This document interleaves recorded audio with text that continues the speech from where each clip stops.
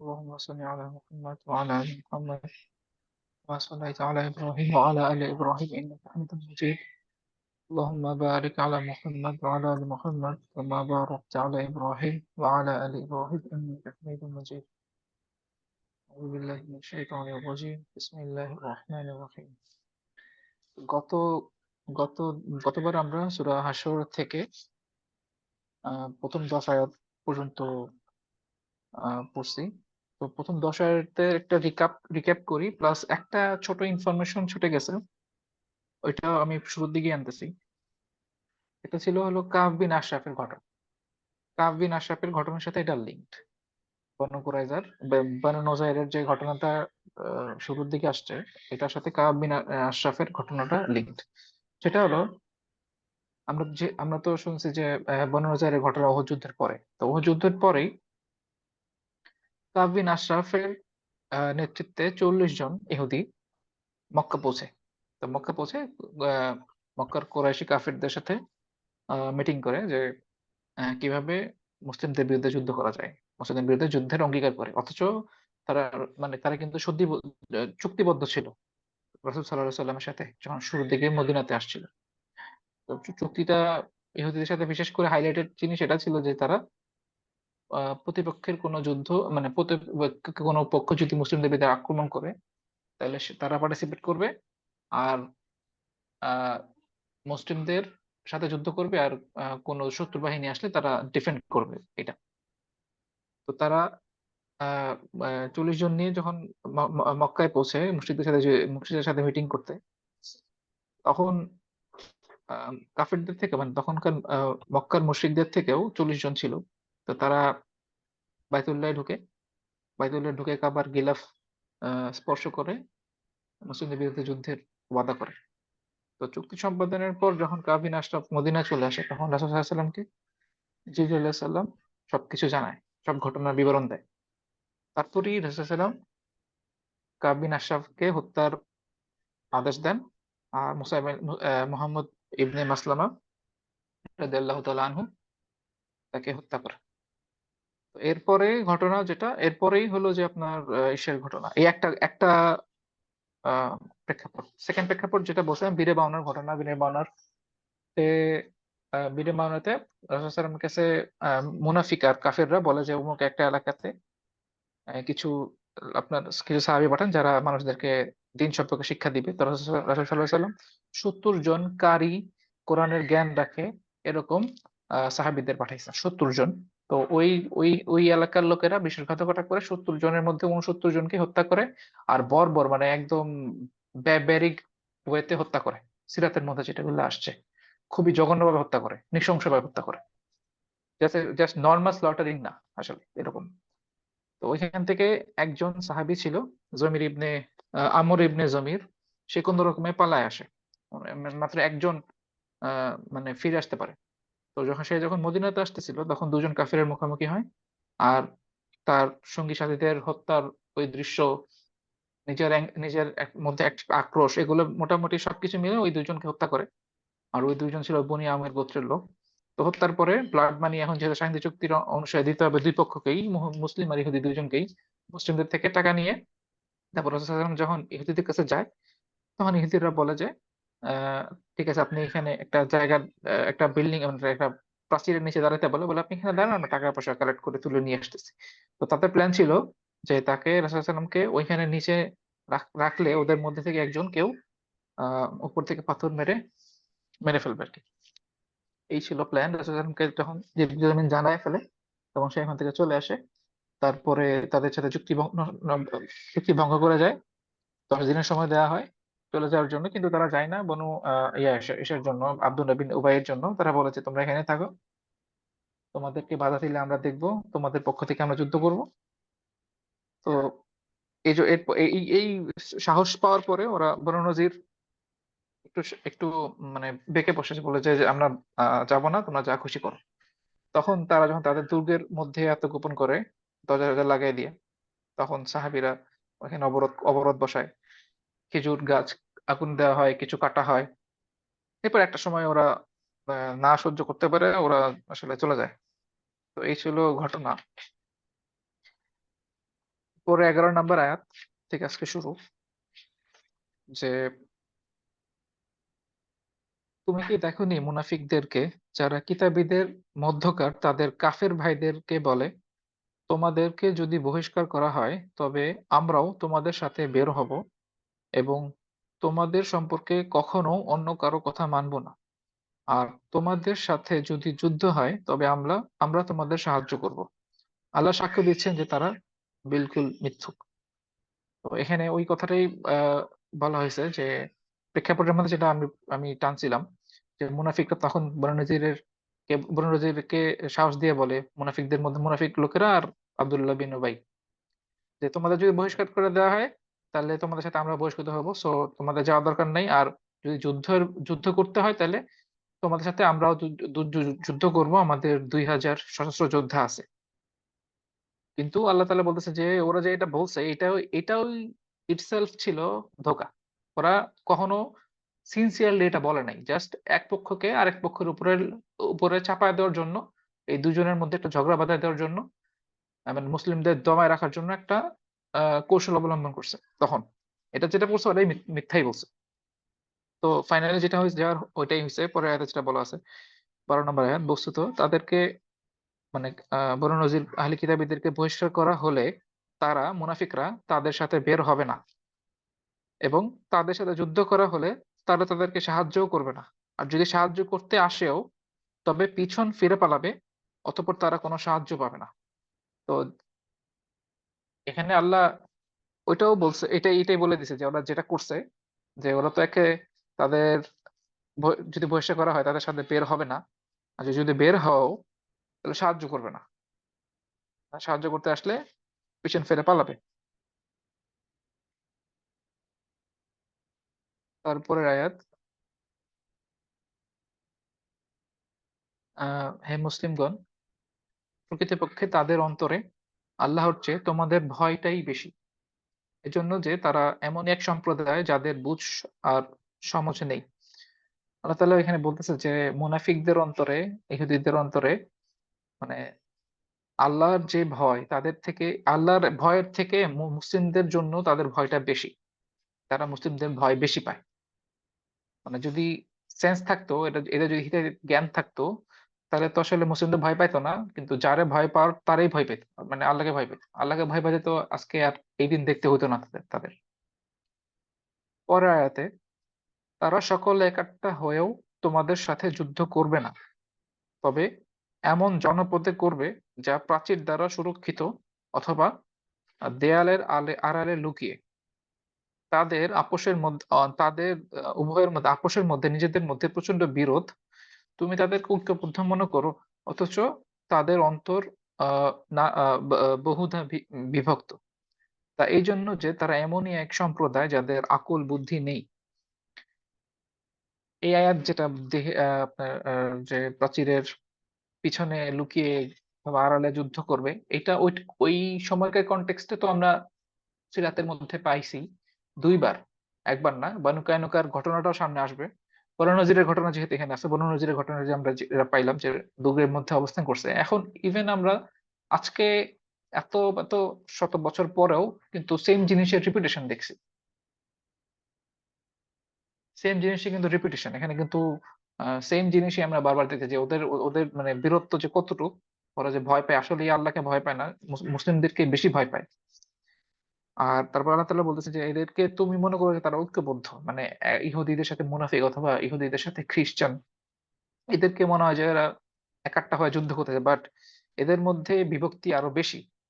আপনি যদি ইহুদি আর খ্রিস্টানদের বিভক্তি নিয়ে চিন্তা করেন, তাহলে কিন্তু ওদের কোর বিলিফের মধ্যে ঝামেলা আছে। মানে ঈসা আলাইহিস সালামকে নিয়ে তো যেহেতু খ্রিস্টানদের সবকিছু, ঈসা আলাইহিস সালামকে তো ওরা মারতেই গেছিল ইহুদিরা। এই একটা জিনিস, মানে এইটা এগুলা গোড়ায় গন্ডগোল। এদের একটা একটা খ্রিস্টান যে মনে পারে ঈসা আলাইহিস সালামকে খুব ভালোবাসে, পছন্দ করে, সে যখন শুনবে যে অমুক একটা দল ইহুদি, এরা ঈসা আলাইহিস সালামকে মারতে গেছিল, হত্যা করতে গেছিল, পারে নাই। না সরি, পারে নাই বলতে কি, খ্রিস্টান বিলিভ করে যে ঈসা আলাইহিস সালামকে মারা হয়েছে। তো এদের মধ্যে কিন্তু আক্রোশ অনেক অনেক বেশি। বাট আমরা আজকে যে অ্যালায়েন্স দেখতেছি, ওটা মূলত জায়নিস্টদের সাথে ওদের কিছু পলিটিক্যাল কিছু অ্যালায়েন্স আছে, যার জন্য যেটা আসলে মুসলিমদের বিপক্ষে একাট্টা হয়ে তারা করে। আর ওদের উপরে থেকে আরো দিক নির্দেশনা আছে আর কি, ওদের ওদের সুপ্রিম এন্টিটি যেরকম করে বলে আর কি।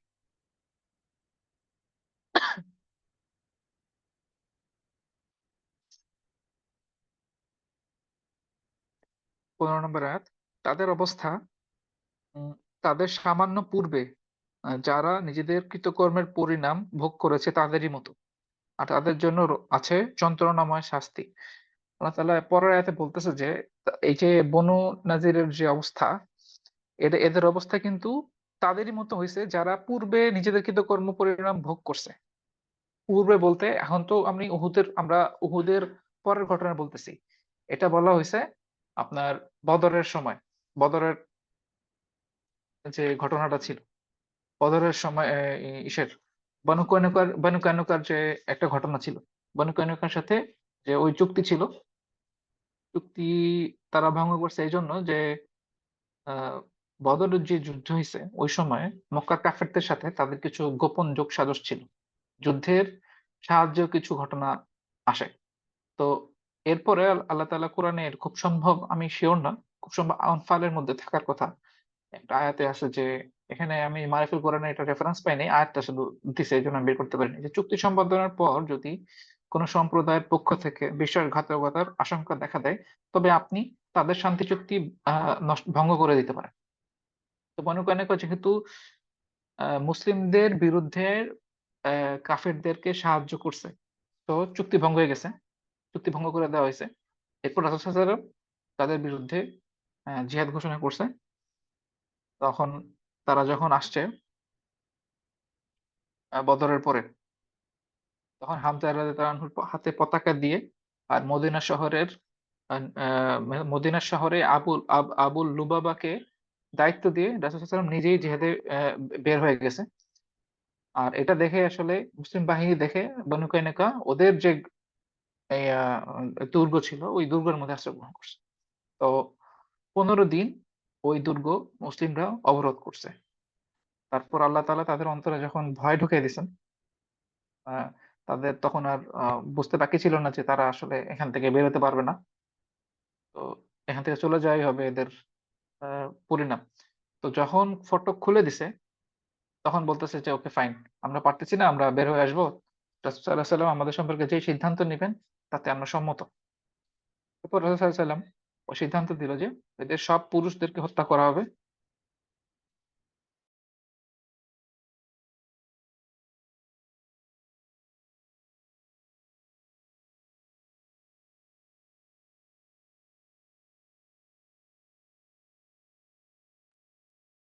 সেগুলো সে বের হয়ে গেল কেন? সাবির ভাই কথা শোনা যাচ্ছে না, সাবির ভাই। আচ্ছা, উনি কি লিভস আমার? ও, সাবির ভাই ইয়া চলে গেছে, নেট চলে গেছে। আচ্ছা, সাবির ভাই আসছে আবার।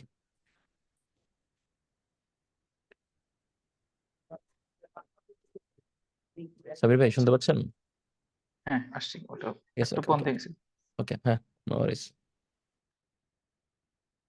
এরপর রাসূল সাল্লাল্লাহু আলাইহি ওয়াসাল্লাম যে ঘোষণা দিল, যে ডিসিশন দিল যে তাদের বনু কায়নুকার সব পুরুষদেরকে হত্যা করা হবে, তখন এই আব্দুল্লাহ বিন উবাই তখনই সে নিজে ওই সময়ও বাদ চাচ্ছে যে না, হ্যাঁ এরকম করেন না। তো কাকুতি মিনতিই করছে, তো ওদের মাফ করে দেন। ওদের সাথে তো এলাই ছিল, আব্দুল্লাহ বিন উবাইয়ের ভালো সম্পর্ক ছিল।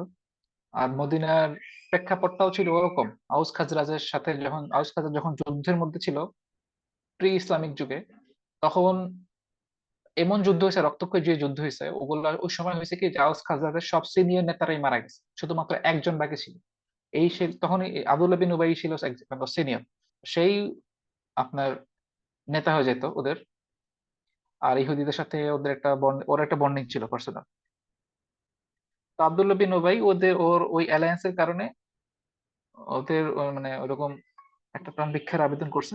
তো রাসূল সাল্লাল্লাহু আলাইহি ওয়াসাল্লাম ঘোষণা করছে ঠিক আছে, ওকে ফাইন, তারা তাদের যে বসতি, ঘর বাড়ি ছেড়ে চলে যাবে, আর তাদের ধন সম্পত্তি আমরা গনিমত হিসাবে নিব। তো এই মীমাংসা অনুযায়ী বনু কায়নুকা মদিনা ত্যাগ করে সিরিয়ার একটা এলাকা আমরুয়াত, ওই এলাকায় চলে যায়। আর ওই যে তাদের যে সম্পত্তি ছিল সব যুদ্ধালো মানে গনিমত গুলা ওগুলা আহ যুদ্ধালব্ধ সম্পদ, ওইটা আসলে এটা কি ফাইলের অন্তর্ভুক্ত হবে কিনা আমি এখানে আমি জানি নাই, এর তাফসীরের মধ্যে বলা নাই। আনফালের তাফসীর দেখলে হয়তো বা ক্লিয়ার হওয়া যেত। ওইটা রাসূলুল্লাহ বন্টন করছে দুই ভাগে, এক ভাগ মানে এক ভাগ, চার ভাগ, পাঁচ ভাগের এক ভাগ বাইতুল মালে, আর বাকি চার ভাগ সাহাবীদের মানে যোদ্ধাদের মধ্যে যারা যুদ্ধ করতে আসছিল তখন তাদের মধ্যে বিলি করে দেয়।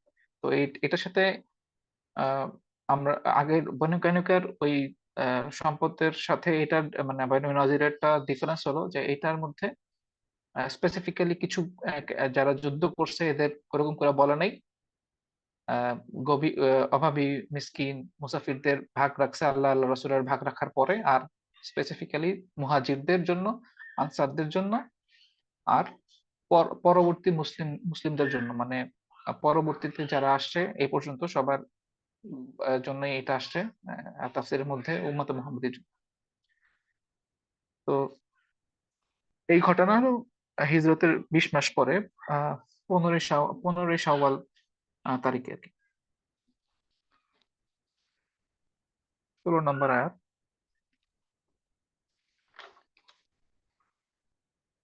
তাদের তুলনা হলো শয়তান, সে মানুষকে বলে যে কাফের হয়ে যাও, তারপর যখন মানুষ কাফের হয়ে যায় তখন সে বলে যে তোমার সাথে আমার কোনো সম্পর্ক নাই, আমি জগৎ সমূহের প্রতিপালক আল্লাহকে ভয় করি। এটা শয়তানের কমন একটা ডায়লগ। এটা আমরা অনেকবার শুনছি, যখন ইভেন তাকে যখন জাহান্নামে নামানো হবে তখন জাহান্নামীদেরকেও সেই এই একই একটা একই ভাবে একটা রিপ্লাই দিবে। আর এই ঘটনাটা আল্লাহ তাআলা এই জন্য মেনশন করছে, এই যে এখানে ইঙ্গিত আছে বদরের সময়কার একটা ঘটনা, বদরের যুদ্ধের একটা ঘটনা। বদরের যুদ্ধে যখন আহ, দুই পক্ষ যখন একসাথে আসছে, মানে যখন মুখামুখি, তখন ইবলিস মানুষের আকৃতিতে মুশরিকদের সামনে আসছে, মুশরিকদের মধ্যে আসছে। তো তখন মুশরিকদের মধ্যে এসে ওদের ফুসলাতেছে মুসলিমদের বিরুদ্ধে যুদ্ধ করতে, আর তাদের সাহায্যের আশ্বাস দিতেছে। কিন্তু আসলে যখন যুদ্ধ শুরু হয়, আর শুরু হওয়ার পরে যখন দেখে যে জিবরিল আমিন সহ আরো অন্যান্য ফেরেশতারা আকাশ থেকে আসতেছে, তখন সে ভয়ে ওই জায়গা থেকে, বদর থেকে পালায় চলে যায়। আল্লাহ তাআলা এই জন্য এখানে বলছে যে তাদের তুলনা শয়তানের জন্য মানুষকে বলে যে কাফের হয়ে যায়, মানে কুফর করা, কুফর করতে বলে। এখানে কুফর ছিল হলো মুসলিমদের বিরুদ্ধে যুদ্ধ করা, যুদ্ধ সাহায্য করতে আসছিল, তাদের মোকাবেলায় একত্রিত হতে বলছিল।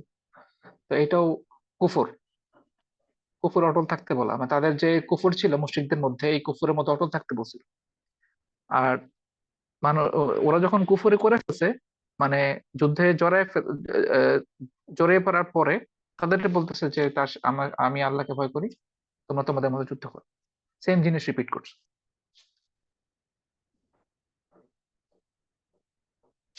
17 নম্বর আয়াত। সুতরাং তাদের উভয়ের পরিণাম এই যে তারা জাহান্নামবাসী হবে, যাতে তারা স্থায়ী হয়ে থাকবে, এটাই জালেমদের শাস্তি।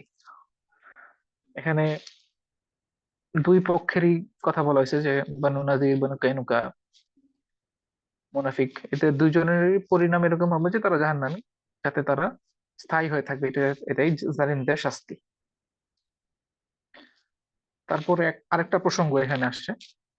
একটা প্রসঙ্গ আমরা শেষ করলাম যে ইহুদিদের যুদ্ধ, ইহুদিদের সাথে বনু নাজিরের যুদ্ধ, তারপরে মাঝখানে আল্লাহ পিছনের ঘটনা একটু রিকল করছে। এখন মোমেনদেরকে বলতেছে যে হে মোমেনগণ, আল্লাহকে ভয় করো এবং প্রত্যেকেই ভেবে দেখুক আগামীকালের জন্য সে কি অগ্রিম পাঠিয়েছে, এবং আল্লাহকে ভয় করো। নিশ্চয়ই তোমরা যা কিছু করো সে সম্পর্কে আল্লাহ তাআলা পুরোপুরি অবগত।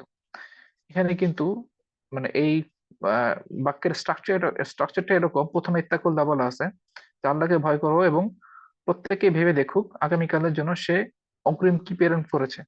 তারপর আবার বলতেছে যে আল্লাহকে ভয় করো। এখানে যেটা আসবে সেটা হলো যে মানে আগামীকালের জন্য এটা তো নিশ্চিত যে আমরা আগামীকালের জন্য আমল হিসেবে আমরা কি পাঠাবো। আমরা আগামীকাল আসলে কি পাঠাইতেছি না পাঠাইতেছি, আমাদের নিজেদের আমল, তারপরে এই একটা বিষয় যেটা আছে, তারপরে আগামীকালের বিষয় তাফসীরের মধ্যে যেটা আসে, আগামীকাল এই অর্থে বলা যে মানে ইহকাল পরকালের তুলনায় মানে এই জিনিসটা হলো একদিনের সমান। মানে আমরা যে স্থায়ীভাবে মানে আমরা অস্থায়ীভাবে দুনিয়াতে যেটা আসছি, এটা আসলে ইহকাল মানে এই ইহকালের সব ব্যাপ্তি যদি ধরা হয় যে কত বছর ধরে আছে না আছে, এটার তুলনায় ইহকালের জিনিসটা আসলে একদিনের সমান। আর আমি আগামীকাল যেহেতু নিশ্চিত ভাবে আসবে, আর এটার সাথে ইঙ্গিত এটা যে কিয়ামত আসলে সুনিশ্চিত। তবে জিনিসটা আবার এরকমও না যে কিয়ামত সুনিশ্চিত তার মানে হলো, যদি সিভিলাইজেশনটা হয় ৫,০০০ বছর, তো এটা নিশ্চিত ধরা হয় আরো বেশি থাকে। আর যদি আসমান জমিনের সৃষ্টির কথা বলা হয় তাহলে কয়েক লক্ষ বছর আসে। এটা তাফসীরের মধ্যে মানে এখানে আসছে মারিফুল কোরআনে। তবে এই জিনিসের মধ্যে থাকা এই জিনিসটাই আসলে শুধু ইন্ডিকেট করে না, কারণ প্রত্যেক ব্যক্তির কিয়ামত তখনই যখন সে মারা যায়। যার যার মওতই হলো তার কিয়ামত শুরু হয়ে গেছে।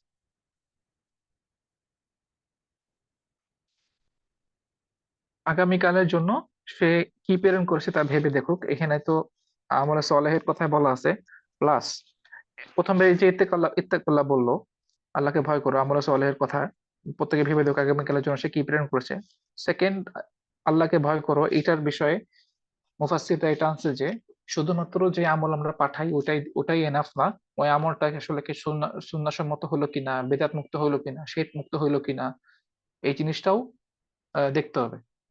শুধুমাত্র আমল করে গেলাম কিন্তু আসলে আমলের কোনো ভ্যালিডেশন নাই, এরকম এরকম না। তারপরের আয়াতে আল্লাহ তাআলা বলছেন যে তোমরা তাদের মতো হয়ো না যারা আল্লাহকে ভুলে গিয়েছিল, ফলে আল্লাহ তাদেরকে আত্মভোলা করে দেন। বস্তুত তারাই অবাধ্য। এখানে যারা আল্লাহ সম্পর্কে গাফেল হয়ে যায়, এখানে আমরা কিন্তু কয়েকটা ক্যাটাগরি কথা চিন্তা করতে পারি। একে তো মুশরিকদের ক্যাটাগরি, কাফেরদের ক্যাটাগরি। সেকেন্ড হলো যারা মুসলিম বাট ফেস করে, ফাসেক। আরেকটা ক্যাটাগরি দ্বারা করা যায় এখানে, যারা ধরেন যে ডে টু ডে এর মধ্যে ঠিক আছে, এত ফেস কি করে না, বাট স্টিল গাফেল থাকে অনেক বিষয়। মুশরিকদের জিনিসটা আমাদের কাছে মোটামুটি অনেকভাবেই ক্লিয়ার, যে কেউ যদি কুফরি করে, কুফরের মধ্যে জমা থাকে, তাহলে কিন্তু সে হিতায়েত জ্ঞান বোধ হারায় ফেলে। এমন পর্যায়ে হিতায়েত জ্ঞান বোধ মুশরিকরা হারায় ফেলে যে তারা যখন জানতেছে যে যে নবী সাল্লাল্লাহু আলাইহি সাল্লাম সত্য নবী, তারা অনেক সাইন দেখতেছে, বাট তাদের ওই যে হিতায়েত জ্ঞান আল্লাহ তাআলা উঠায় নিছে তাদের কুফরির কারণে। এজন্য তারা বুঝতেছে মানে কি করবে না করবে, কি করতেছে না করতেছে, তাদের আসলে তারা ভ্যালিড অ্যাক্ট করতে পারে না। তারপরে যদি আপনি মুসলিমদের কথা চিন্তা করেন যারা ফাসেক ফিস্ক করে, তো তারা গান বাজনার মধ্যে থাকে, যেই খারাপ কাজের মধ্যে থাকুক, মানে একটা সময় গান বাজনা হয়তোবা আমরা এরকম হিস্ট্রি পাড়ায় আসছি, নিজেদের অতীত এরকম পাড়ায় আসছি, এই জন্য আমরা বুঝি যে একটা মানুষ যখন মিউজিকের মধ্যে ডুবে, মিউজিকের মধ্যে থাকে, সে তখন আত্মভোলা হয়ে যায়। সে রিয়েলিটি চিন্তা করে না আসলে। তার তার আসলে তখনই আসলে মানে এই জগৎটা অন্যরকম হয়ে যায়। অন্যরকম করে চিন্তা ভাবনা করে। রিয়েল জিনিস সে ভাবতে পারে না। ভাবার মানে ওই সামর্থ্য ওটা আসলে লোপ পাওয়া যায়। যখন এই পরিবেশ থেকে একটু দূরে যায়, তখন রিয়েলিটি আস্তে আস্তে স্ট্রাইক করা শুরু করে। আর জিনিসগুলো এরকমই। তাদের মতো হয়ে যাওয়া না যারা আল্লাহকে ভুলে গিয়েছিল, ফলে আল্লাহ তাকে আত্মভোলা করে দেন। বস্তুত তারাই অবাধ্য।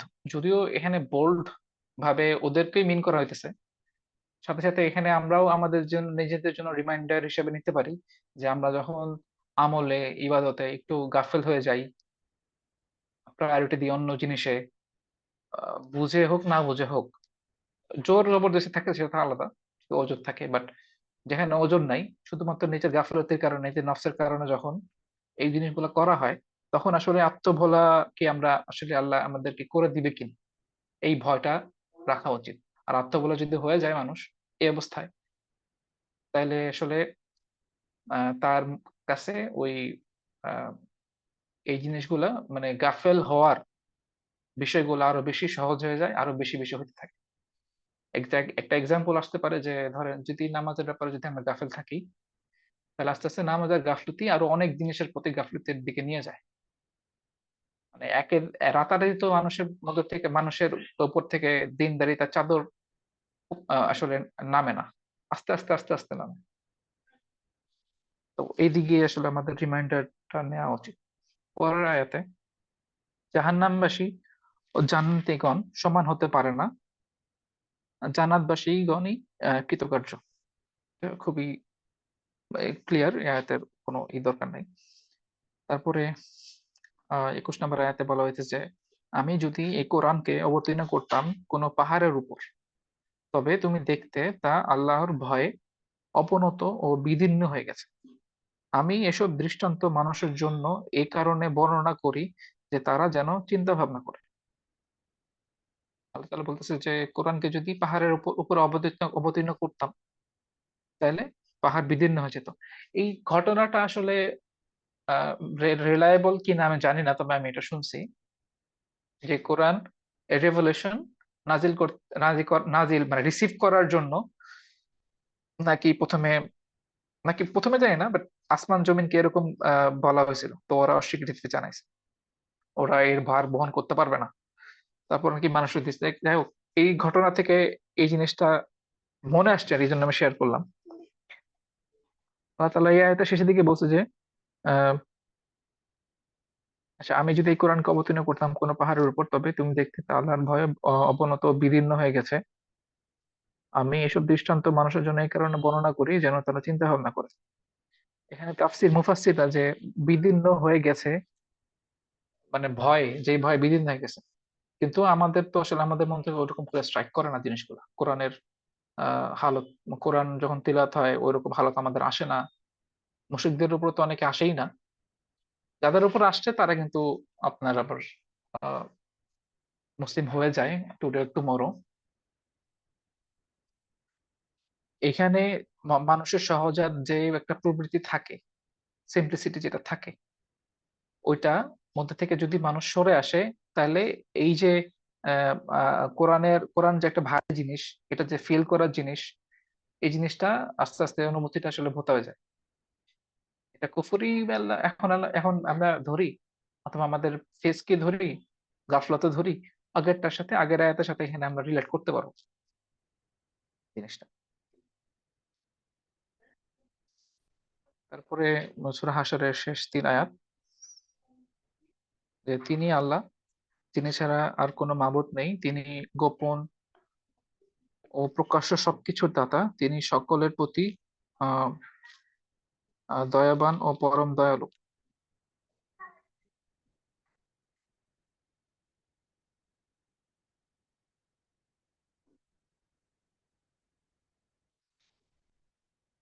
তারপরে আয়াত, তিনি আল্লাহ, যিনি ছাড়া কোনো মাবুদ নেই, তিনি বাদশাহ, পবিত্রতার অধিকারী, শান্তিদাতা, নিরাপত্তা দাতা, সকলের রক্ষক, মহা ক্ষমতাবান, সকল দোষ ত্রুটির অসংশোধনকারী, গৌরবান্বিত, এবং তারা যে শিরক করে তা থেকে আল্লাহ তাআলা পবিত্র। এখানে কয়েকটা আল্লাহর গুণবাচক নাম আসছে। আস্তে আস্তে আমি এগুলো ব্রেকডাউন করতেছি তাফসীর থেকে।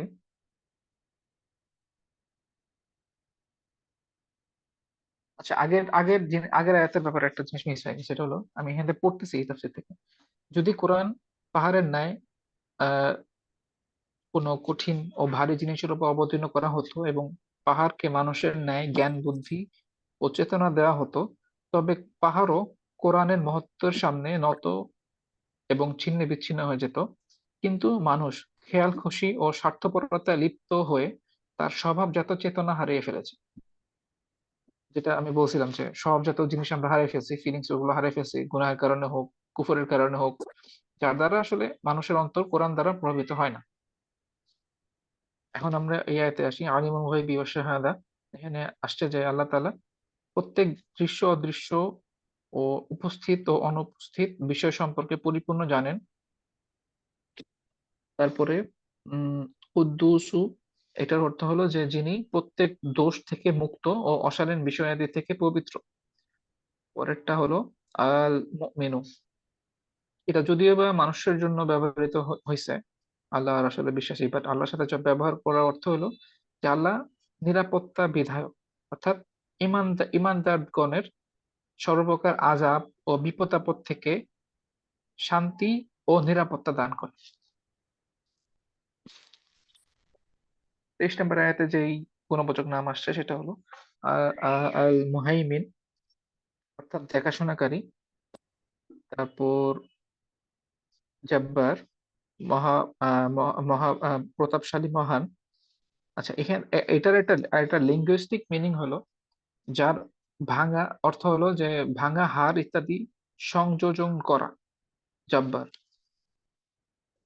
আর এখানে এভাবে রিলেট করা হয়েছে যে তিনি প্রত্যেক ভাঙা ও অকেজো বস্তুর সংস্কারক।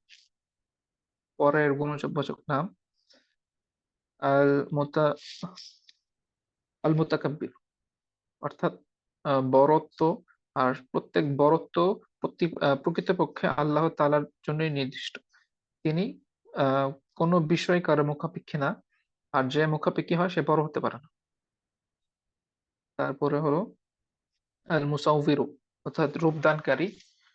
এই এই সমস্ত আসমান জমিনকে আল্লাহ তাআলা রূপদান করছে, আকৃতি বিশেষ, প্রত্যেকটা জিনিসের বিশেষ একটা আকৃতি, আকার আছে। আর এই আকৃতি আকারের জন্য আসলে এক একটা জিনিস একটা থেকে স্বতন্ত্র আর পৃথক হয়ে থাকে। ইভেন মানুষের মধ্যে, মানে আমরা তো ডিফারেন্ট স্পিসিস, মানুষ একটা, মাছ একটা, পশু পাখি একটা।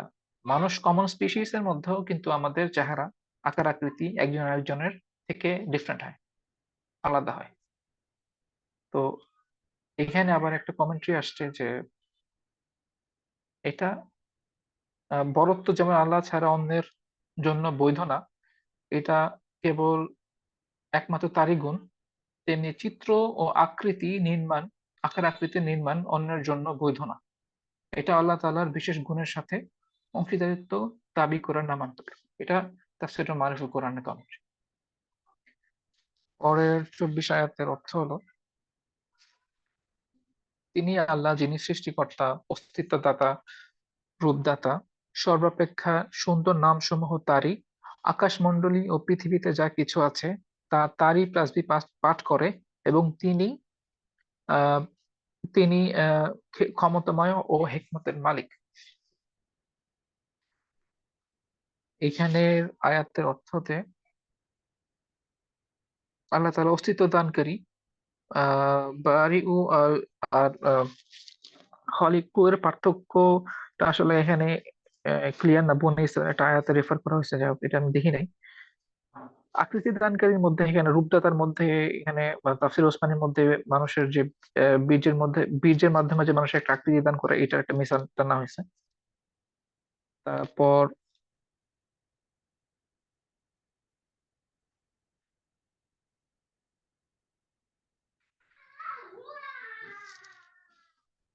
তারপর বলা হয়েছে যে শেষের পার্টটা, ইউসাব্বিহু লাহু মা ফিস সামাওয়াতি ওয়াল আরদ, পবিত্র পবিত্রতা ও মহিমা ঘোষণার মাধ্যমে, আহ অবস্থার মাধ্যমে তা হলো যে বর্ণনা। আচ্ছা, এই পবিত্রতা ও মহিমা ঘোষণা অবস্থার মাধ্যমে হলে তা বর্ণনা সাপেক্ষ নয়, কেননা সমগ্র সৃষ্টি জগৎ ও অন্তর্নিহিত এবং এর অন্তর্নিহিত কারিগর এবং আকার আকৃতি নিজ নিজ অবস্থার মাধ্যমে স্রষ্টার প্রশংসা ও গুণকীর্তনে মশগুল আছে।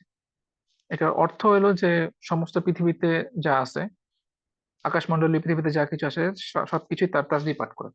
এটার তাফসীর এটা আনছে সত্যিকার। এটা আসলে সত্যিকার উক্তির মাধ্যমে তাসবিহ পাঠও হতে পারে, কেননা সুচিন্তিত অভিমত এই যে প্রত্যেক বস্তুই নিজ নিজ সীমায় চেতনা অনুভূতি সম্পন্ন। জ্ঞান বুদ্ধি ও চেতনার সর্বত দাবি হচ্ছে স্রষ্টাকে চেনা, তার প্রতি কৃতজ্ঞ হওয়া।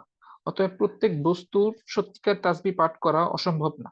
আমরা যদিও বা তা নিজের কানে শুনি না, এই জন্য আল্লাহ তাআলা কোরআনের অন্য আরেক জায়গায় বলছেন যে তোমরা তাদের তাসবিহ শোনো না, বুঝো না। তো এই হলো সূরা হাশরের শেষ সূরা হাশরের তাফসীর। আর সূরা হাশরের শেষ ৩ আয়াতের যে একটা আমলের ফজিলত আছে, এটা যদিও বা দুর্বল, এটা তাফসীরে আসছে, এজন্য বলি। যে ব্যক্তি সকালে ৩ বার আউযু বিল্লাহিস সামিউল আলিম মিনাশ শাইতানির রাজিম, তারপর সূরা হাশরের শেষ 3 আয়াত পাঠ করে আল্লাহ তাআলা তার জন্য 70,000 ফেরেশতা নিযুক্ত করে দিবেন। তার সন্ধ্যা পর্যন্ত তার জন্য সন্ধ্যা পর্যন্ত রহমতের দোয়া করবে। সে ব্যক্তি যদি সেদিন মারা যায়, শহীদের মৃত্যু হাসিল হবে। যে ব্যক্তি সন্ধ্যায় এভাবে পাঠ করবে সেও এই মর্তবা লাভ করবে। তো তাদের যাদের কাছে আসলে মানে দুর্বল হাদিসের উপরও যারা আমল করতে চায়, তো এটা করার মতো। আজকে তাফসীর এই পর্যন্ত। এখন আপনাদের যদি কোনো কারো এডিশন করতে হয়, ইনপুট দিতে হয়, জানান।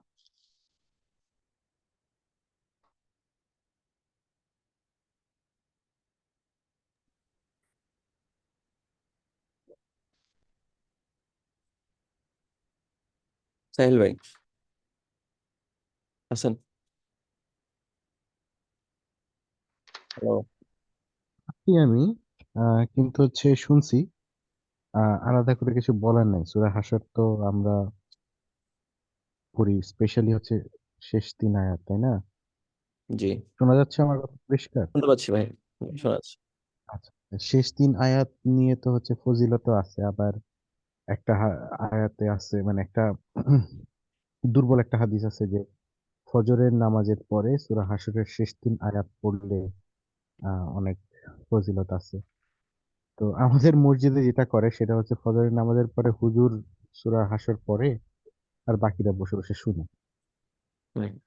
তো সম্মিলিতভাবে যারা এরপরে পড়ে। হম, সম্মিলিত ভাবে মানে হুজুরি, হ্যাঁ সম্মিলিত ভাবে পড়ে, সবাই মিলে সম্মিলিত ভাবে পড়ে সূরা হাসর। আর হচ্ছে সূরা মুল্ক এশার নামাজের পরে হুজুর পড়ে, সবাই চুপ করে শুনে, তারপরে সূরা মুল্ক পড়ার পর সবাই মিলে দোয়া করে, সম্মিলিত দোয়া করে। তার আগে শুধুমাত্র হুজুর সূরা মুল্ক জোরে জোরে পড়ে, সবাই শুনে। আর সূরা হাসরটা ফজরের পরে সবাই পড়ে। এরপরে তার আগে হচ্ছে বিসমিল্লাহিস সামিউল আলিম মিনাস, মানে আউযুবিল্লাহি বিসমিল্লাহির রহমানির রহিম বলে হুম, আউযু বিল্লাহিস সামিউল আলিম মিনাশ মিনাশ শাইতানির শাইতানির রাজিম, রাজিম। নাকি? হুম হুম হুম। হ্যাঁ, এটা বলে তারপরে 3 বার এই এই এই 3 আয়াত পরে। তো হাদিস দুর্বল, হাদিসের অ্যাপ্লিকেশনটাও হাদিস মোতাবেক না। উম, যাই হোক, ইন্টারেস্টিং। এখন কথা হচ্ছে যে এই 3 আয়াতের ক্ষেত্রে আমি যেটা করি হচ্ছে দোয়া করার সময় আমার পার্সোনাল একটা আহ, মনে হলো যে আল্লাহর নাম, আল্লাহ তো বলছেন যে আমার সুন্দর সুন্দর নাম দিয়ে ডাকো, তাই না? আর আল্লাহ সুন্দর সুন্দর নামের একটা মানে ক্লাস্টার এই 3 আয়াতের মধ্যে আছে। হুম, হুম। তো আমি মাঝে মাঝে করি কি, দোয়ার শুরুতে আল্লাহর এই মানে আল্লাহর বেশিরভাগ নামের ক্লাস্টার এখানে থাকার কারণে এই 3 আয়াত পড়ি। তো আল্লাহকে হচ্ছে এই নামগুলা দিয়ে পড়ার মাধ্যমে, এই নামগুলোর মাধ্যমে তাকে হচ্ছে ডাকলাম। এরপরে আল্লাহ রাসূলের উপর দরুদ পড়ে দোয়া করলে আমার মাঝে মাঝে মনে হয় যেন দোয়াটার মধ্যে একটা পূর্ণতা আসলো। তো এরকম করা যায়। আচ্ছা, আরেকটা জিনিস আমি অনেকদিন আগে এটা লিখছিলাম। আমার মাথায় একটা আইডিয়া মানে এটা আরেক জায়গায় পাইছিলাম, তারপর এটা হচ্ছে লিখছিলাম ফেসবুকে। সেটা হচ্ছে আমরা প্রত্যেকটা আয়াতকে একটা দোয়া হিসেবে বানায় ফেলতে পারি। আমরা যখন পূরণ করবো, সে আয়াতে যে টপিকটা থাকবে বা আমাদেরকে যে মোটিভেশন বা আমাদেরকে যে জিনিসটা বলবে সেই জিনিসটাকে আমরা দোয়া হিসেবে ইউজ করে ফেলতে পারি।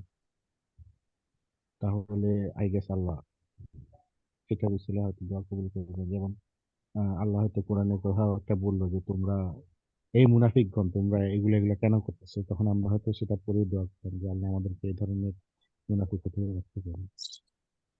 তো এটা রাসূলুল্লাহ সাল্লাল্লাহু আলাইহি ওয়াসাল্লাম অনেক সময় করতেন, যে হচ্ছে নামাজের মধ্যেও যখন আহ মানে জান্নাতের বর্ণনা চলে আসতো বা জাহান্নামের আলোচনা চলে আসতো আযাবে, তখন নামাজের মধ্যেই তিনি আল্লাহর কাছে দোয়া করতেন যে আল্লাহ আমাকে জাহান্নাম থেকে রক্ষা করুন বা জান্নাত দেন। আমাদের এই আমলগুলো অনেক ছুটে গেছে, আমরা কখনোই আমাদের নামাজের মধ্যখানে কখনোই ইমাম সাহেবকে এই কাজটা করতে দেখি না, কিন্তু রাসূলুল্লাহ সাল্লাল্লাহু আলাইহি ওয়াসাল্লাম এটা করতেন, হাদিসে আছে। আম, কিছু বলার জন্য বললাম আর কি। এমনিতে মানে সূরা রিলেটেড আলাদা করে পড়ার সুযোগ হয়নি, তো সেজন্য আমি সূরার ভিতরের আন্ডারস্ট্যান্ডিং বা সেটা নিয়ে কোনো টিডবিটস তাদাব্বুর এখন শেয়ার করতে পারতেছি না। এখানে আমার একটা আন্ডারস্ট্যান্ডিং যে যখন সাব্বির ভাই এটা এইটা পড়তেছিল আর কি, যখন যদি পাহাড়ের উপর অবতীর্ণ করতাম তাহলে তুমি আল্লাহর ভয়ে তাকে বিনীত বিদীর্ণ দেখতে, মানে কেন পাহাড় বিদীর্ণ বা মানে বিনীত হইতো, যেটা আমরা শুনেও হচ্ছি না। এটা আমার কাছে একটা বিষয় মনে হয় কি, যে যখন কেউ একটা বিষয় চাক্ষুষ করে, তার মধ্যে ওই পার্টিকুলার বিষয়টা নিয়ে যে মানে ভিজুয়াল বলেন বা সেন্সিক্যাল যে বিষয়গুলো, তার মধ্যে যে ভীতিটা সঞ্চার করে, সে যখন এটা বলে তখন কিন্তু তার চেহারা আমাদের ফুটে ওঠে। তো এটা হচ্ছে মানে ফার্স্ট হ্যান্ড এক্সপেরিয়েন্সের সাথে সম্পর্কিত আর কি। আর আপনি দেখবেন একই কোরআন আয়াত যখন কেউ পড়তেছে, দেখবেন অনেকে কান্না করতেছে, অনেকে কান্না করতেছে না, অনেকে পাশ দিয়ে হেঁটে চলে যাচ্ছে, খেয়ালই করতেছে না, বুঝতেছেই না। তার মানে কি ফিতরাতের সাথে অনেকটা কানেক্টেড, যে ধরেন যার ফিতরাটা যত মানে পলিউটেড না, যত ফ্রেশ, তার মধ্যে এই ভয়টা তত বেশি কাজ করবে। এর মধ্যে একটা হচ্ছে যে, আর উইল উইল পাওয়ার তো মানুষকে আল্লাহ দিছে, জিনকে দিছে, বাট বাকিদের তো উইল পাওয়ার নাই। যেমন ধরেন পাহাড়ের তো উইল পাওয়ার নাই কোনো, বা গাছের। তো ওদের ফিতরাটাও তো একবারে ধরেন ফ্রেশ। ওরা আল্লাহকে খুব ভালো করে চিনে, ভালো করে জানে, আল্লাহকে ভয় করে, আল্লাহ তাসবিহ পাঠ করে। যেরকম ধরেন ফেরেশতাদের কথা যদি আমরা বলি, যে ফেরেশতাদের ফিতরাত তো পলিউটেড না, ওনারা হচ্ছে একেবারে জেনুইন ফিতরাতের উপরেই আছে, কারণ ওনাদের উইল পাওয়ারটা নাই। তো ভালো পয়েন্টের দিকে ইশারা করছে, কারণ এমনি নর্মাল গাছপালা হোক যে কিছুই হোক, ওরা তো সেটা অবাধ্যতার মধ্যে নাই, মানুষ যেরকম করে আছে। এক্স্যাক্টলি। সো এটাই আমার মনে হয় আর কি, যে মানুষের মধ্যেও যদি দেখেন যে কারোর মধ্যে কোরআন, কেউ যদি এই আয়াতটা শুনে না, যেমন ধরেন আমি একবার হচ্ছে মসজিদে সূরা কাহাফ পড়তেছিলাম। তো সূরা কাহাফের শেষের দিকে আইসা আমি খুব আটকে আটকে পড়তেছিলাম, কারণ মানে সূরা কাহাফ তো বিশাল বড়, জানেনই। তো শেষের দিকে আইসা পড়তে আমার খুব কষ্ট হচ্ছিল আর কি, যে থেকে থেকে পড়তেছিলাম। তো পাশ থেকে এক আঙ্কেল বললো যে তুমি ওইখানে বসে পড়তো, আর আমার তো এখানে মানে কলিজা বিদীর্ণ হয়ে যাচ্ছে এগুলো অর্থ চিন্তা করে করে। আমি কিন্তু ওই ফিলটা পাচ্ছিলাম না, উনি পাচ্ছিল। সো ওনার ফিচারটা আমার থেকে বেটার, কারণ উনি এটার অর্থটা জানে, বা উনি এটা হৃদয়ঙ্গম করছে বিষয়টা আর কি। এই জন্যই যখন ওই কোরআন বা পাহাড়ের উপর বা এই ধরনের জড় বস্তুর উপর এই বিষয়টা আল্লাহ সুবহানাহু নাজিল করতে চাইছে, বা আল্লাহ সুবহানাহু যে বলছেন বিদীর্ণ হয়ে যেত, তোমরা দেখতে বিনীত বিদীর্ণ হতো, কারণ ওদের ফিতরাটা ফ্রেশ। ঠিক সেই মানুষের মধ্যেও যে যার যত ফিতরাটা ভালো, তার মধ্যে তত বেশি ইফেক্ট ফেলবে বিষয়টা। কেউ হয়তো শুনবে, শুনে চলে যাবে পাশ দিয়ে। তো এই আমাদের ফিতরাটা ফ্রেশ রাখার একটা ব্যাপার হচ্ছে এইটা, যে কোরআন কোরআন আমাদের উপর তাসির কতটুকু করব, এটা ডিপেন্ড করে আমার ডেইলি অ্যাক্টিভিটিস এর উপরে, যে আমি এই দিনে কি কি করলাম মূলত। আমি যদি খুব সাউন্ড একটা ডে পার করি, যে আমি খুব ধরেন সলাৎ পড়লাম, অনর্থক আড্ডাবাজি করলাম না, কোথাও হাঙ্গামার মধ্যে গেলাম না, বাজার ঘাটে আড্ডা দিলাম না, তখন আমি যদি একটা কোরআন আয়াত খুলে পড়ি, আমার মনটা হচ্ছে তখন একটা শিথিল অবস্থা থাকবে। কোরআন প্রত্যেকটা আয়াত আমাকে হিট করবে। কিন্তু অন দি আদার হ্যান্ড আমি যদি প্লাস খুব এখানে কিন্তু কোরআনের সাথে সম্পর্ক একটা বিশাল বড় ফ্যাক্টর আছে। এক্স্যাক্টলি। যে কোরআনের সাথে যত বেশি কানেক্টেড, হুম। যত টাইম স্পেন্ড করে, হুম। মানে কোয়ান্টিটিতে না, কোয়ালিটিতে। মানে কোয়ালিটি। হয়তো বা কারো একজন একজন হেফজখানা ছাত্রের অনেক সময় আছে, হুম। হুম। সে অলমোস্ট সারাদিনই কোরআন নিয়ে থাকলো, বাট হুম। ওরকম ওরকম রেসপেক্টের সাথে না, ওরকম আবেগ দিয়ে না। বাট হুম। একটা দিনমজুর হুম। হয়তো বা ডেইলি 10-15 মিনিট সময় পায় হুম। অবসরে, বাট সে ওই একদম হৃদয় দিয়ে হৃদয়ঙ্গম অবস্থা যেরকম থাকে, ওরকম দিয়ে কোরআনের সাথে সম্পর্ক জুড়ে রাখে। এক্স্যাক্টলি। এটা বলতেছি, মানে কোরআনের সাথে যেরকম সম্পর্ক, কোরআন তার সাথে ওরকম ট্রিট করে।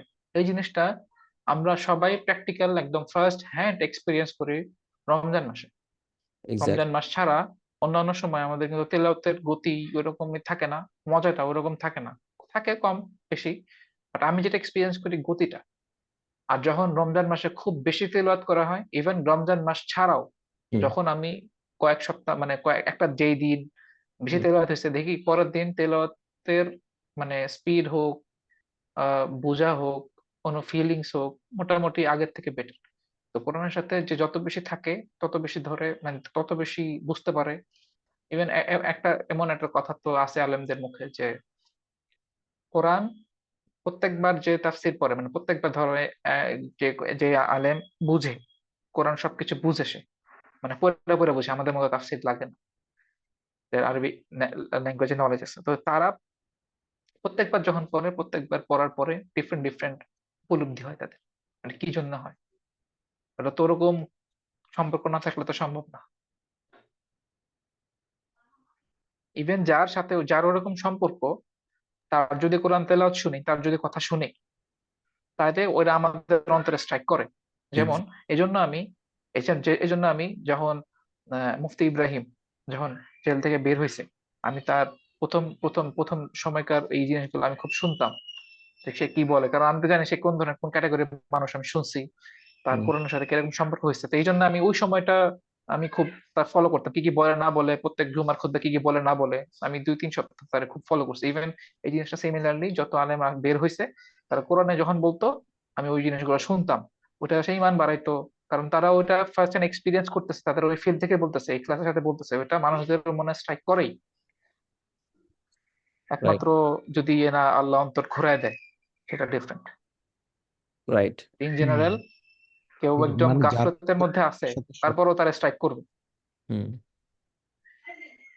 তাহলে কি যারা বলবো? কোরআনের সাথে সৎ তাদের কথার মধ্যে একটা তাসির থাকে, হুম, যেটা হয়তো অন্যদের সাথে থাকবে না। যেমন মানে বিশাল তাসির, মানে একটা তাসির থাকে ভাই, এটা বলতো মানে বোঝানোর, এটা পসিবল না আসলে, মানে এটা আসলে বোঝানো পসিবল না। এই জন্যই আমার মনে হয় আনোয়ার আল আওলাকি যখন হচ্ছে আলোচনা করে তখন সেটার প্রভাবটা অন্য যে কারো থেকে বেশি হয়, সুবহানাল্লাহ। যে আমরা বুঝতে আমি আপনি সেটা। এখন এটা বলতেছেন, আমি আমি কিন্তু ইয়াস কাদির সিরাজ শুনতেছি, 27 নম্বরে আছে এখন।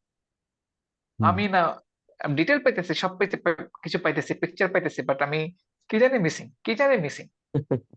আমি তার এই ক্লাসের দিকে কোনো এখন আমি কিছুই তো করতেছি না, সেই খালাস নিয়তে সে করছে, বাট মানে আগে যার কাছ থেকে শুনছি তারটা ছিল বেটার। হুম, তার তার কাছ থেকে আমি এক্সাক্ট। এমন জিনিস পাইছি যেটা আমি অন্য কারো কাছে পাই না। হুম, ফাঁকা লাগে, ফাঁপা লাগে। হুম। আচ্ছা আচ্ছা, তাহলে আপনিও ইয়াসির কাদি শুরু করছেন, আমিও রিসেন্টলি শুরু করছি। আমি শুরু করবো ভাই, আমি আমি হয়তো হ্যাঁ, আলী রাজা আমি তো 19 বা 20 টাকার পর্বে আছি আর কি। আমি শুরু আমার করবো। ওই যে মদিনার মধ্যে এন্ট্রি হয়ে গেছে, মদিনার মধ্যে ঢুকবে রাসূলুল্লাহ গারে হেরার মধ্যে আছে, গারে সাওয়ারের মধ্যে আছে। আমি আজকে তায়েফের ঘটনাটা শুনলাম আর কি, যে তায়েফে নাকি অত্যাচার করা হয়েছে, এটা দোয়া। ওই যে যখন তায়েফ থেকে ফেরত আসার পথে যখন উনি আল্লাহর কাছে দোয়া করলেন যে, "হে আল্লাহ, হম হম। আপনি কি আমার উপর কি অসন্তুষ্ট হয়ে গেছেন? আমাকে কাদের হাতে হাওয়ালায় ছেড়ে দিয়েছেন? আপনি যদি আমার উপর সন্তুষ্ট থাকেন তাহলে আমার কোনো সমস্যা নেই। কিন্তু আপনি যদি অসন্তুষ্ট হয়ে থাকেন তাহলে আমাকে মানে আমি এখন কোথায় যাব? আপনি সন্তুষ্ট হলে সেটা আমার জন্য খুশি।" এই যে, যে দোয়াটা, সেই দোয়াটার হচ্ছে উনি এক্সপ্লেইন করতেছিলেন খুব সুন্দর করে। এই এক্সপ্লেনেশন গুলো ইয়াসির কাদের আবার খুবই সুন্দর। হ্যাঁ, হ্যাঁ। হ্যাঁ, অনেক আবার হচ্ছে ফিকহুস সিরাত জিনিসটা উনার এখানে আলোচনাতে প্রচুর পাওয়া যায়। ইয়াসির কাদি থেকে হচ্ছে এই জিনিসগুলা ভালো। মানে টেকনিক্যাল জিনিস, হম একাডেমিক হম। জিনিস এইগুলা খুব ভালো নেওয়া যায়। আর হচ্ছে যদি রুহ মানে একেবারে সোল পাইতে হয় তাহলে সেটা হচ্ছে আনোয়ার আল-আওলাকির ওখানে শুনতে হবে আরকি। এটার সাথে কিন্তু অনেক কিছু লিঙ্কড। আমি একটা জিনিস বলতে চাই, সেটা হলো যে দেখবেন তাহাজ্জুদের বিষয়গুলা, তাহাজ্জুদের যতই আমরা ফজিলত শুনি, যতই লেকচার শুনি, বাট আসলে ওরকম করে আমল ওঠা যায় না। কিন্তু দেখবেন যে আসলে তাহাজ্জুদ পড়ে, কোন একটা আলেম হোক, সে যখন ওরকম করে বলতেছে তখন কিন্তু ওটা কোনো না কোনো একটা ভাবে স্ট্রাইক খুব বেশি কড়া করে করতেছে। আহ, এইটা আমি হারুন ইজাজ সাহেবের কাছ থেকে পাইছি, দেখছি আর কি, আমি ফিল করছিলাম খুব অল্প সময়, আচ্ছা। বাট এটা আসছে। ইভেন এটা তো সব ক্ষেত্রেই হয় যে যারা ক্লাসের সাথে ওরকম অন্তর, ওরকম তাদের সাথে ওরকম কানেক্টেড, তারা যখন বলে তাদের মেসেজ গুলা ওরকম বেশি স্ফুলিঙ্গ এর মতো অন্যান্য হার্ট গুলারও অ্যাট্রাক্ট করে ফেলে, নিয়ে আসে একটা জায়গার মধ্যে নিয়ে আসে। এটা আসলে এটা আসলে মোজেজা আর কি। আহ, আল্লাহ তাআলা এই উম্মতের মধ্যে কোরআনের মাধ্যমে দিছে। হ্যাঁ, তো না আমি, কথার মধ্যে তো একটা হ্যাঁ সাহেল ভাই শেষ পাওয়ার করুন। আছে। সেই পাওয়ারটা আমরা হ্যাঁ, বুঝি না, আসলেই আছে। যেমন হচ্ছে আহ, যেমন ফার্স্ট অফ অল আসতেছে কোরআন। কোরআনের মধ্যে কিন্তু একটা পাওয়ার আছে। সেই পাওয়ারটা আমরা বুঝতে পারি না কারণ আমরা মানুষ। কিন্তু জিনরা কিন্তু সেই পাওয়ারটা ফিজিক্যালি মানে ফিল করে। জিনদের উপর যদি কোরআন করা হয়, পড়া হয় রুকিয়ার জন্য, তখন তারা কিন্তু ফিজিক্যালি তাদের উপর এফেক্টটা হয়, তাই না? সেই হুম হুম। এটা তারা পায়। কিন্তু মানুষ ফিজিক্যাল এফেক্টটা পায় না। সেটা হচ্ছে যাদের ওই যেটা নাহিদ বলে যে ফিতরত যাদের ঠিক আছে তাদের মধ্যে হচ্ছে মানে সেই মেন্টাল এফেক্টটা তারা বুঝতে পারে। আর কোরআনের যদি বাইরে যাই তাহলে কিন্তু মানুষের কথা, ধমক বা মানে কথার মধ্যেও এক ধরনের প্রেশার আছে যেটা আমরা না মানে যেমন কিছু কিছু মানুষ আছে তারা যদি ধমক দেয় আপনি কিন্তু সেই ধমকটা কেন আপনার দিবেন? বুকের মধ্যে জ্বালা ধড়ফড় শুরু করে হ্যাঁ, দিবে। আপনি সেটা না করে পারবেন না। বলবেন যে কি ব্যাপার, আমার তো এটা মানার কথা ছিল না, আমি তার ধমক শুনে করা শুরু করে দিলাম কেন? না জানতে অজান্তেই দেখা যাবে তার ধমক শুনে আপনি কাজ করা শুরু করে দিচ্ছেন। মানে ধমকের মধ্যে একটা পাওয়ার আছে। যেমন হচ্ছে প্রি ইসলামিক যুগে মানুষ কিন্তু রুকিয়া করতো, জিন তাড়াইতো। রাসূলুল্লাহ সাল্লাল্লাহু আলাইহি ওয়াসাল্লাম বলছে যে, একজন এসে বলছে যে আমি যে আগে জিন তাড়াইতাম সেটা কি এখনো করবো নাকি? বলে কি তুমি কি কি বলতা সেটা আগে বলো। তো উনি বলল যে এই যে আমি এগুলা এগুলা বলতাম। বলে আচ্ছা ঠিক আছে, এটা এটা বাদ দাও আর এগুলা এগুলা বলো। মানে হচ্ছে সে হচ্ছে ধমক দিত জিনদেরকে। তো এই ধমকেরও একটা মানে পাওয়ার আছে যেটা হচ্ছে জিনদের উপর এফেক্ট হয়। ঠিক তেমনি মানুষের উপরেও কিন্তু ধমকের একটা পাওয়ার আছে। আহ তো মানুষের কথা, সেই কথা যখন ধমক ছাড়া নরমাল কথা বলবে, সুন্দর কথা বলবে, সেই সুন্দর কথার পিছনে পিছনে যতটুকু বিশ্বাস থাকবে, যতটুকু ইখলাস থাকবে, সেই অনুযায়ী সে পাওয়ারটা অন্যের উপর তাসির ফেলবে। এটা এটা হচ্ছে মানে মেইন জিনিসটা হচ্ছে এটাই যে হচ্ছে যখন আমরা জানতে পারি যে আনোয়ার আলাওয়ার্দী বা এই ধরনের কোন একটা মানুষ তাদের কথার মানে তারা সত্যবাদী ছিলেন, তারা প্রমাণ করে দেখাইছে, তখন তাদের কথাটার ইফেক্টটা যেভাবে পড়বে, অন্য কেউ যার সত্যবাদিতা সম্পর্কে আমরা জানি না, সেই এফেক্টটা তো সেভাবে পড়বে না।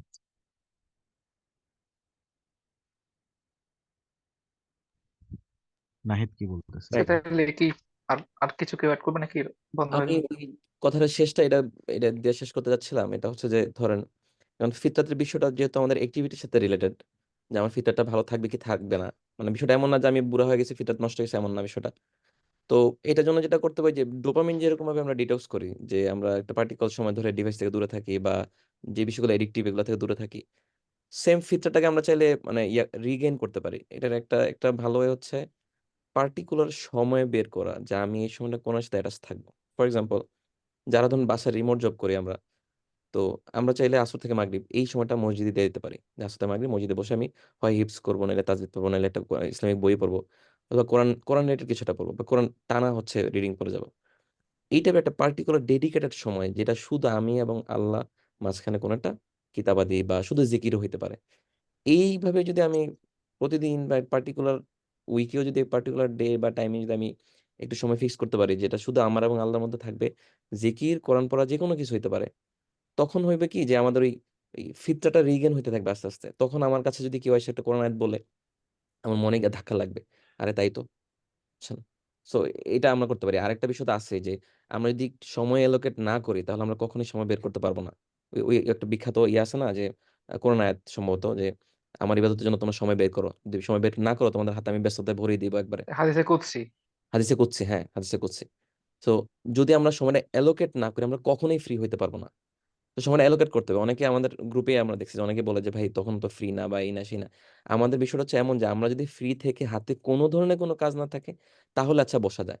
বাট আমরা মানে ট্রেড অফটা করতে রাজি না যে আচ্ছা আমি এই ১ ঘন্টা সময় আল্লাহকে দিব। এইটাকে ঘিরে আমি রুটিনটা বানাবো। এটাকে ঠিক রাখার জন্য যদি আমার কারো সাথে মিটিং পরে করা লাগে বা মিটিংটা যদি কাজটা আমি আগে রাখতে পারি, বা এই টাইপের রুটিনটা যদি গুছিয়ে আনতে পারি, তখনই আল্লাহ আপনার মনে ওই ইয়েটা দিবে। ওই যে ওই ভয়টা, এক হচ্ছে আপনার মানে মানে সময়টা তৈরি হবে, প্লাস হচ্ছে তৈরি হওয়ার ফলে এই যে আপনি আল্লাহর দিকে আগায় যাচ্ছেন, আল্লাহ সুবহানাহু ওয়া তাআলা আপনি আগায় আসবে, তখন একটা দুই পক্ষ থেকে একটা ভালো ইয়ে ক্রিয়েট হবে। তখন আপনার মনটা রেডি হবে, আপনি একটু পড়াশোনা করবেন, তখন একটা অ্যাটাচমেন্ট ক্রিয়েট হবে। তারপর যখন আপনি কোরআন পড়তে আসবেন বাসায় বা কেউ পাশ দিয়ে পড়ে যাবে, আপনার মনে একটা ধাক্কা দিবে। সো সময় এলোকেট করার বিষয়টা অনেক ইম্পর্টেন্ট। তুমি তো এটার সাথে বেশি জড়ায় ফেলছো, আমি এর সাথে পুরোপুরি নাও জড়াই যদি, মানে এটা কিন্তু পারপাসটা কিন্তু এরকম যে হয়তোবা কারো অফিস করে আস্তে আস্তে শরীর টায়ার্ড থাকে, খুব বাস্তবিক ভাবে সে কিন্তু অ্যাপ জয়েন করতে পারবে না। তার জন্য অপশন আছে রেকর্ডিং গুলো দেখার। ধরলাম সে রেকর্ডিং গুলো দেখতেছে না, বাট আমার একটা জায়গায় আসতে হবে যেটা সে, যেখানে সে সিনসিয়ার। কোন জায়গায় সে সিনসিয়ার? কোরআন তেলাওয়াত সে সিনসিয়ারলি করতেছে, মানে অ্যাক্টিভিটিস ছাড়া, ৫ ওয়াক্ত নামাজ, রোজা রোজা এগুলা ছাড়া, ইউজুয়াল যেগুলোর সাথে আমরা হ্যাবিটেড হয়ে গেছি ওগুলা ছাড়া। কোন জায়গায় সে আসলে ডেডিকেটেড? কোরআন তিলাওয়াতের সাথে ডেডিকেটেড, সিরাত পড়ার সাথে ডেডিকেটেড, কোনো কিছু শিক্ষার সাথে ডেডিকেটেড, জিকিরের সাথে ডেডিকেটেড। আমি ওই জিনিসটা আসলে আমরা তো বুঝি যে আমরা তো অনেকের সাথে মিশছি, আমরা তো একজন আরেকজন অবস্থা হালত জানি, আমাদের মধ্যে কিন্তু এটা নাই। এই জন্যই কিন্তু এই ইনিশিয়েটিভটা যে অ্যাটলিস্ট যেন জিরে থাকে, এটলিস্ট যেন কোন রকমে আমরা জেলে থাকতে পারি, আদারওয়াইজ কিন্তু আমরা মারা যাবো, আমরা বাঁচবো না। মানে দিন নিয়ে বাঁচতে পারবো না, সম্ভব না। একটা অবলম্বন থাকতে হয়, বাট ম্যাটেরিয়ালিস্টিক্যালি আমরা যেরকম হয়ে গেছি, আমার সারাউন্ডিং হোক, আমরা মানে বাইরের ফোর্স দিয়ে ইনফ্লুয়েন্স যেরকম, অনেক কিছু আমাদের হাতে থাকেও না। এজন্য আর কি খুব বেশি জরুরি যে কোনো না কোনো জিনিসের সাথে লাইগা থাকা, আদারওয়াইজ সার্ভাইভ করা ইম্পসিবল। এটা মানে সাইন্টিফিক্যালি পসিবল না, কোনোভাবেই সম্ভব না। এক্স্যাক্টলি ভাই। ঠিক আছে, আর কোন ইনপুট কারো কাছ থেকে? It's already 10:07। সাকিব ভাই কিছু বলবেন? লেটে জয়েন দিচ্ছেন।